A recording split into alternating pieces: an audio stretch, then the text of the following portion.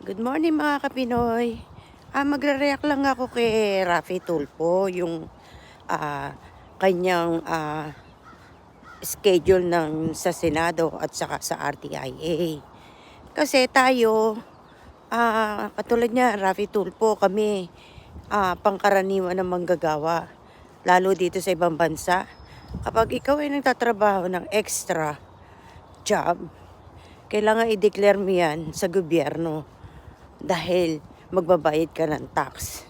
Ganun yon. Ganun din ang ginagawa mo sa RTIA. Extra job mo yan. Ikaw swelduhan ng taong bayan sa Senado.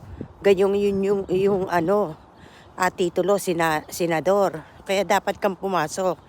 Pero mas pinahalagan mo ang part-time job mo kumpara sa regular mong trabaho. Kaya magbayad ka ng tax. Ganun yun.